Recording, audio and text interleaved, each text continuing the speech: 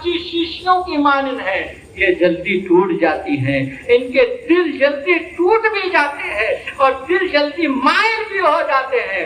और ये मुनज़्ज़म तरीके पर साजिश रचाई जा रही है कि उनकी बेटियों को अपने यहाँ लाओ। फिर हाल क्या होता है, जो भागती हैं अल्लाह तबारक व तआला भागने वालों को बचाए, और जो भाग गई हैं उनका हाल ये है कि वो बदतरीन जिंदगी गुजार रही है। हाल ये है कि किसी का कत्ल आम हो रहा है, कोई केस नहीं बन रहा है, किसी को मार दिया जा रहा है, किसी के पेट में लात मार कर भीख मांगने पर मजबूर कर दिया गया है, यही 3-4 साल के अंदर। लेकिन हमारी बहनें बेटियां अक्ल खो बैठी हैं, जिस दोस्ती करने को फैशन बना लिया है, गैर मर्दों के साथ रिश्तेदारी को हमने फैशन बना लिया है शादी से पहले।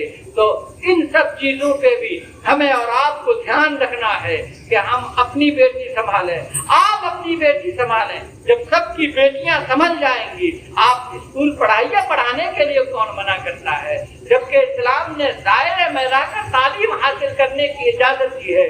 लेकिन चाहेंगे कि गैरों के साथ चले जाए, कहाँ जाए न जाए, कहाँ जा रही है नहीं जा रही है। सिर्फ बेटियां ही नहीं है, बेटे भी हो सकते हैं, क्योंकि बेटे भी हमारे ही होते हैं। कहाँ जा रहे हैं, इस पर थोड़ी तो तवज्जो हमारी और आपकी होनी चाहिए। ये नहीं कि बेटा है तो रात भर घूमता रहे, बेटी है तो कहीं अपनी सहेलियों के साथ चली जाए।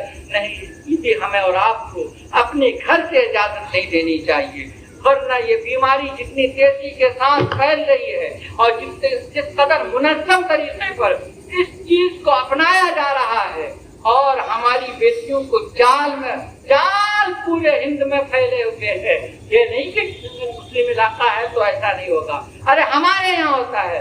गुड्डू भाई जानते होंगे, मैं देखा कि एक बाप कभी बिस्किट बेचता है, कभी कहीं चाय बेचता है, कभी कोई काम करता है। एक दिन मैं देख रहा हूँ कि उसकी बेटी स्कूटी लेके चल रही है। मुझे पहले तो मैं देखा कि इसके लिबास बड़े अच्छे अच्छे हैं, बाप बेचारा मेहनत करता है, 100-200-400 रुपए कमाता है, घर चलाता है। लिबास देखकर मैं हैरान रह गया। फिर कुछ दिनों के बाद देखा कि अब तो वो गाड़ी में घूम रही है। उसके लिबास देखेंगे तो हमारी आंखें फटी की फटी रह गई। मैंने देखा कि अब स्कूटी में घूम रही है। पता चला कुछ दिनों के बाद कि गैर से शादी कर ली, और गैर से शादी करने के बाद कुछ दिनों के बाद लात भी मारा गया। जब कुछ दिन घर में लाकर रखा गया फिर उसी के पास, तो हाल क्या है, ये वजह क्या है, ये स्कूटी आई कहाँ से, ये गाड़ी वो कहाँ से लाई। इस चीज का हिसाब कौन लेगा, बाप नहीं लेगा तो पड़ोस वाला लेगा। और एक आदमी की बात मैं बता रहा हूँ मेरे जानने वालों में, कि मुझसे उसने शिकायत की कि मामा कमाई कजाई नहीं है, बहुत बुरी हाल में जिंदगी हम गुजार रहे हैं, अच्छी हालत नहीं है। कुछ दिनों के बाद बेटी मैट्रिक पास की, और मैट्रिक पास करते ही उसकी बेटी के हाथ में गाड़ी, एक्टिवा ना क्या बोलते हैं, तो बेटी को एक्टिवा देने की जरूरत क्यों पेश आई। गुड्डू बुरा ना मानना भाई, बेटी को एक्टिवा देने की जरूरत क्यों पेश आई। और आज देखता हूँ कि बेटी कहाँ कभी इधर कभी उधर, क्योंकि हमारे वो लोग करीब के हैं तो देखता रहता हूँ, कभी इधर कभी उधर। दिल तो बहुत पसीज जाता है, दिल तो रोता है, लेकिन जबान खोल नहीं पाते हैं। जबकि हदीस पाक में यह आया है कि इंसान के सामने जब बुरा काम हो, कोई जालिम मजलूम पर जुल्म करे, किसी को मारे, किसी को पीटे, किसी को सताए, किसी तरह भी जुल्म होता हुआ इंसान देखे, मफहूम है, बुरा काम होता हुआ इंसान देखे, तो सबसे पहले उस बुराई को रोकने के लिए अपना हाथ बढ़ाए कि आप इस काम से बाज आ जाइए। और अगर हाथ में ताकत और कुव्वत नहीं है, किसी वजह से कि शर्मिंदगी का एहसास करना होगा, बेइज्जत होना पड़ेगा, तो जबान खोल दी।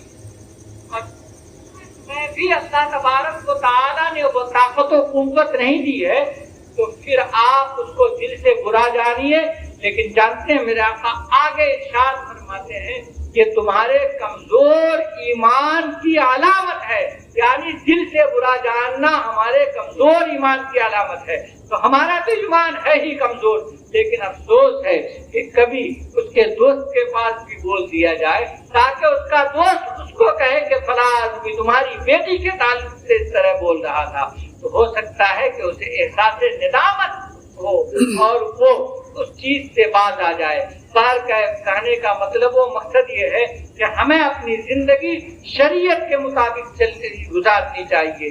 آپ کو معلوم ہے کہ ہم اللہ کے نبی صلی اللہ علیہ وسلم ارشاد فرماتے ہیں کہ جس ولیمے کی دعوت میں امیروں کو بلایا جائے، غریبوں کو بھول جایا جائے، وہ کھانا بدترین کھانا ہے۔ سنے ہوں گے آپ، بدترین کھانا ہے۔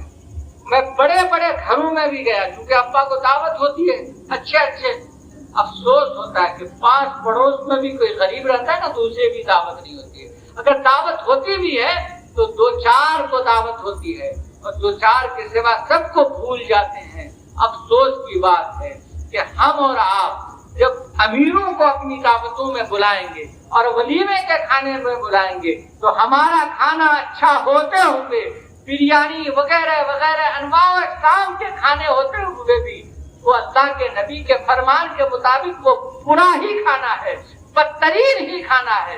کیوں کہ ہم نے امیروں کو تو دعوت دیا، غریبوں کو بھول گیا۔ اور حال کیا ہے، وہی لوگ پھر تبلیغ کرنے جب نکلتے ہیں تو پھر بات بڑی بڑی کرتے ہیں، لیکن افسوس ہوتا ہے کہ ان کے کھانوں کے پلیٹ کو جب دیکھتا ہوں تو وہ 200 کے پلیٹ میں ان کے کھانے رہتے ہیں اور کسی غریب کو نہیں بلایا جاتا ہے۔ پھر وہ شریعت مصطفیٰ کی بات کرتا ہے اور یہ نہیں دیکھتا کہ ہمارا کھانا بدترین کھانا ہے۔ ہم نے اپنی شادیوں میں اپنے غریب بھائیوں کو بھول گیا۔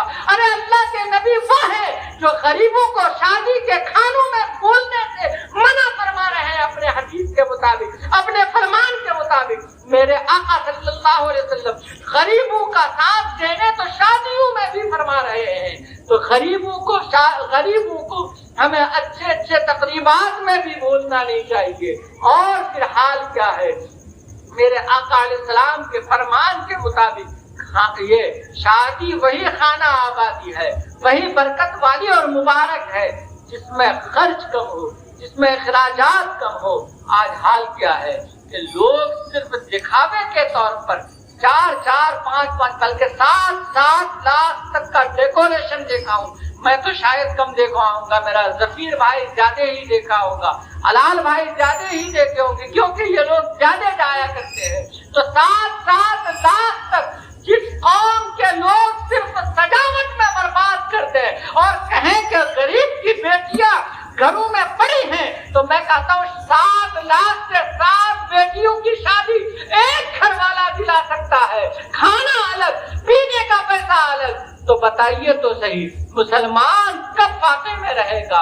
اور حال کیا ہے، ہمارے لیے غریب، ہمارے پاس فقیروں کو دینے کے لیے پیسے تو ہو جاتے ہیں، لیکن پاس پڑوس کا کوئی بھوکا جو ہمارے اور آپ کے پڑوس میں رہتا ہے، غریب ہے، کبھی اس کو جا کر نہ ہم پوچھتے ہیں، نہ ہمارے پڑوس والے پوچھ پاتے ہیں کہ تمہارے پڑوس کا ایک بھائی کبھی کماتا ہے تو کبھی اس کو اچھے کھانے مل جاتے ہیں، کبھی وہی پڑوس کا تمہارا بھائی ہے، تمہاری بہن ہے، تمہاری خالہ ہے، تمہارے رشتہ دار کی کوئی عورت بیوہ ہے، وہ کبھی کبھی بھوکی بھی سو جاتی ہے۔